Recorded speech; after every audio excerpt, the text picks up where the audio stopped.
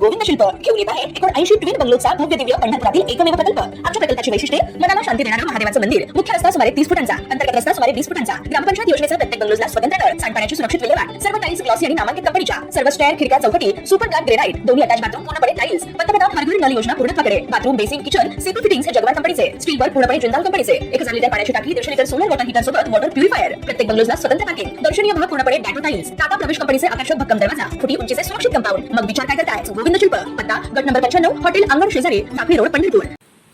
स्पर्धेच्या वाढत्या युगात गुणांच्या शर्यतीचा मानसिक ताण विद्यार्थ्यांच्या आयुष्यावर किती भीषण परिणाम करू शकतो याची हृदय पिळवटून टाकणारी घटना सिल्लोड तालुक्यातील दिडगाव येथे घडली आहे।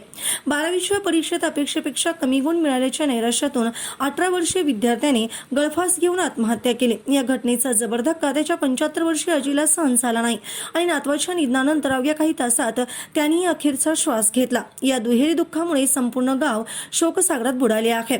मृत विद्यार्थ्याचे नाव हर्षल कैलास शेजूळ वय वर्ष 18 तर त्याच्या आजीचे नाव पार्वतीबाई शंकर शेजूळ वय वर्ष 75 असे आहे।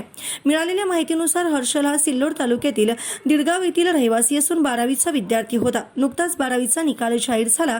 या निकालात त्याला अपेक्षेपेक्षा कमी गुण मिळाले। त्यानंतर तो काही दिवसापासून प्रचंड मानसिक तणाव आणि नैराश्यात होता। मात्र त्याच्या मनात नेमकं काय सुरू आहे याची पुसटशी कल्पनाही कुटुंबियांना आली नाही। अखेर हर्षलने राहत्या घरातील स्वच्छतागृहात दोरीच्या साहाय्याने गळफास घेत जीवन संपवलं। काही वेळाने हा प्रकार कुटुंबियांच्या निदर्शनास आला। त्यांनी तातडीने त्याला खाली उतरवून उपचारासाठी नेलं, मात्र डॉक्टरांनी त्याला मृत घोषित केलं।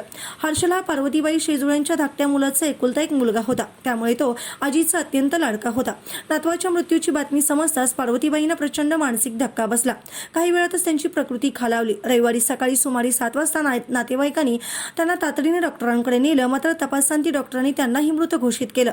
अवघ्या काही तासाच्या अंतराने एकाच घरातील आजी आणि नातवाचे निधन झाल्याने शेजूळ कुटुंबावर दुःखाचा डोंगर कोसळला। दिडगाव परिसरात ही शोककळा पसरली। रविवारी हर्षलवर अंत्यसंस्कार करण्यात आले। त्यानंतर तासाभराने आजी पार्वतीबाई यांच्यावरही स्मशानभूमीत अंत्यसंस्कार करण्यात आले। एकाच घरातील 2 अंत्ययात्रा आणि आजी नातवाचा अखेरचा निरोप पाहताना उपस्थितांच्या डोळ्यात अश्रू तरळले। संपूर्ण गाव हृदयद्रावक घटनेने सुन्न झाले।